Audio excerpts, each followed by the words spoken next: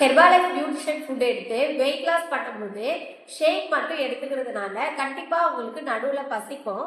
அப்போ நீங்க ஸ்நாக்ஸ் தவிர்த்து என்னென்னலாம் எடுத்துக்கலாம் அப்படிங்கிறத பத்தி தான் இந்த வீடியோல நான் சொல்ல போறேன்.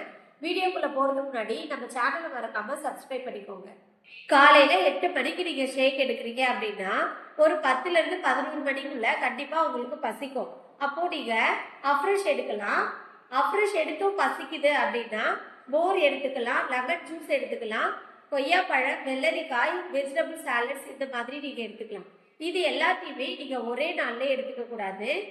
ஒரு நாள் மோர், ஒரு நாள் லெமன் ஜூஸ், கொய்யாப்பழம், வெள்ளரிக்காய்னு ஒவ்வொரு நாளைக்கு ஒன்று எடுத்துக்கோங்க.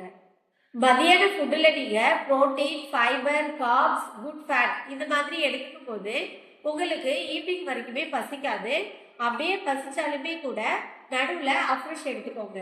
இந்த மாதிரியான யூஸ்ஃபுல் இன்ஃபர்மேஷன் வேணும்னாலும் இல்லை இந்த ப்ராடக்ட்டை யூஸ் பண்ணி வெயிட் லாஸ் பண்ணுறதுக்கு எங்களுடைய கைடன்ஸ் வேணும்னாலும் ஸ்க்ரீனில் தெரிகிற நம்பருக்கு கால் பண்ணுங்கள்.